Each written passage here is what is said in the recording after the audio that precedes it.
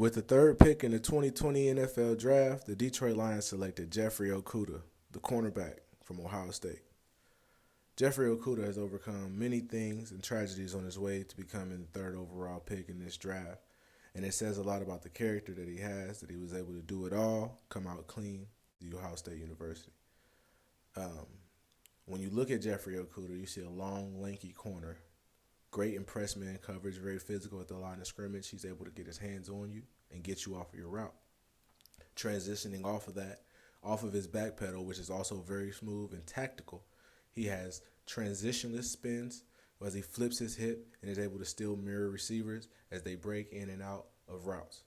Jeffery Okuda does a great job in trail technique, eyeing the quarterback. If he doesn't jump in front of you and get the interception, he almost always is able to use his long frame to deflect passes. Jeffery Okuda took guys out of games at Ohio State. But you have to ask yourself, what was it that made this guy the guy? Some people are chose for things, though. And at a young age, Jeffery Okuda knew that he had to overcome to get where he needed to be. You see, Jeff's mother was diagnosed with cancer while he was still a toddler. As he was doing this thing in football, his aunt would drive him to school games, cheer for him in the stands, make him feel loved. His mother, she thought football was way too violent. She enjoyed soccer and other things. But Okuda enrolled at Ohio State a semester early, and his mother passed 6 days later. Okuda had offers from every major program. Ohio State offered in May 2015, which is early in the process, but still later than most of the top schools. Luckily for Ohio State, they had a one-day camp at the university, and Okuda fell in love. As a freshman at Grand Prairie High School in 2013, Okuda was a standout player with offers from Baylor, Texas A&M, and TCU. In 2014, Oregon State and Texas Tech jumped in, but he blew up in 2015, receiving offers from Oklahoma, Michigan, Missouri, Florida State, Auburn, Ole Miss, all in a 10-day span. Okuda had strong interest in Oklahoma the most, so it says a lot that Schiano was able to pull him in so easily. In 2017, after his commit to OSU, Okuda penned a heartfelt letter to his mother. It read, "Mom, of all the memorable experiences I had, there's one in particular that stands out. I think you'll understand why. Last June, Coach Schiano at Ohio State said something that really stuck with me. In fact, I think it ultimately played a big part in my decision to go there.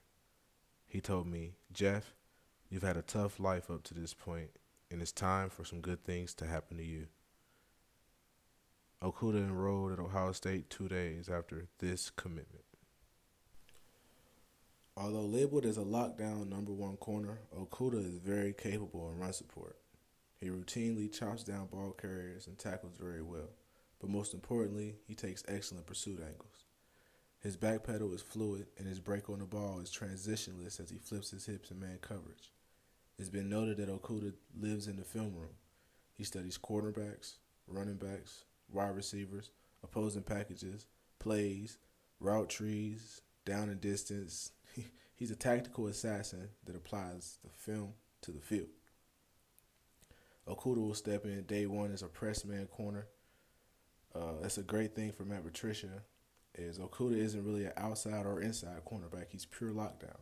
You can play him inside, you can play him outside and press man at any part of the field. His 6'1" frame and 4.48 speed allows him to run stride with any wide receiver. Okuda decided to forego his senior season and head to the NFL draft. Before he did, he wrote one more letter to his mother.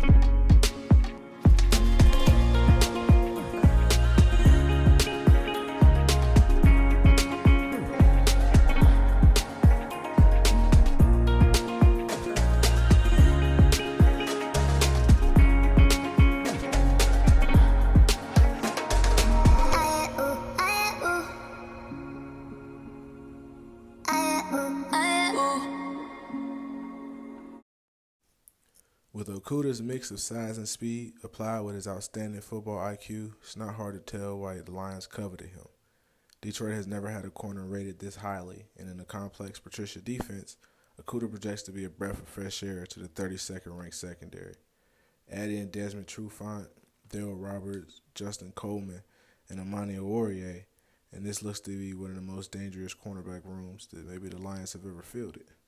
It's not often that the best player available is also your biggest position in need, but this one fell in Detroit's lap. So I'll give him an A grade for the pick, and I think he'll step in and contribute immediately.